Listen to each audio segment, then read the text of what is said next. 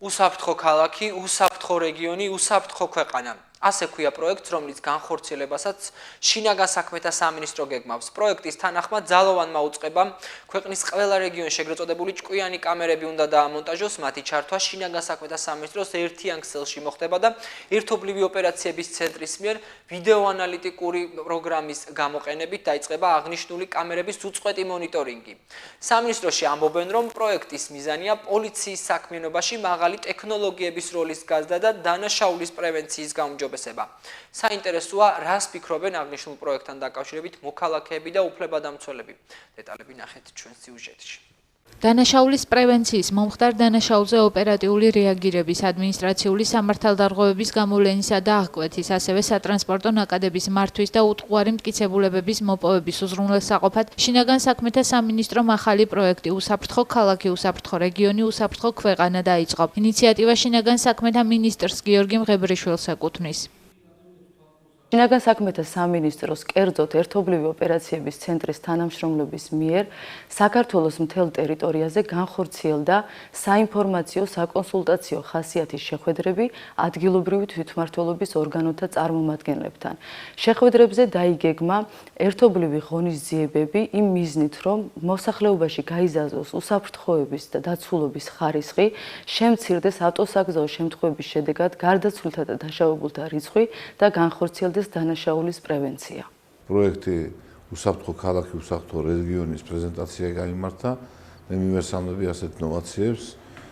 საქართველოს ალბათ უახლოეს პერიოდში იქნება ერთ-ერთი უსაფრთხო, დადგება ის ტექნიკური აღჭურვილობა, რომელიც უზრუნველყოფს ყველა იმ მონაცემის ერთად შეგროვებას, რომელიც ხელს შეუწყობს დანაშაულის გახსნას და უსაფრთხო მოძრაობას როგორც ქალაქში, ისე რეგიონში. მღებრიშვილის ინიციატივას გორის მოსახლეობა დადებითად აფასებს და მიიჩნევს, რომ ეგრეთ წოდებული ჭკვიანი კამერების დამონტაჟების შემთხვევაში დანაშაულის ჩადენის მაჩვენებელი მკვეთრად დაიწევს. მნიშვნელოვანია ჩვენი ქვეყნის მოსახლეობის უსაფრთხოებისთვის. შეეცდებიან, რომ უფრო ნორმალურად და წესიერად იცხოვრონ. მე მომხრე ვიქნები, თუ კი დამონტაჟება. ჩემის აზრით, სულაც არ არის საჭირო და თუ ისინი საჭიროდ თვლიან, ალბათ დააყენებენ. ჩვენი აზრი რასაჭიროა, არც გაითვალისწინებენ ალბათ. შესაძლებელია, კიდევაც მოусმინონ, კიდევაც დააფიქსირონ ისეთი რამე, რაც მე არ მესიამოვნება. მაგალითად, ეს ჩემი პირადულია და არ მინდა გამოჩნდეს ის კამერაზე. ძალიან აუცილებელია დღევანდელი ცხოვრებიდან გამომდინარე. ვინაიდან, როგორც ვიცით, გააძლიერდა და ქურდობები გახშირდა უფრო სწორად და აუცილებელია. თავიდან რომ ავიცილოთ პატარ-პატარა სიამოვნებები და პრობლემები.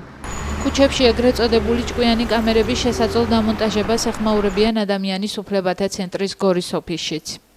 კონკრეტულ შემთხვევაში ადამიანის უფლებების შელახვისა და დარღვევის საფრთხე არ დგას, ვინაიდან ძირითადად ისინი მოწოდებული არის საზოგადოებრივი უსაფრთხოებისა და დანაშაულის პრევენციის მიზნით. დაუშვათ აღნიშნულ ვიდეო კამერებს დაემატება ისეთი ფუნქცია, რომლებსაც საშუალება ექნება განახორციელოს პირადი საუბრების ჩაწერა, ამ შემთხვევაში რა თქმა უნდა აღნიშნული მიზანი გადაცდება იმ ლეგიტიმურ მიზანს, რაც გათვალისწინებულია პოლიციის შესახებ კანონით.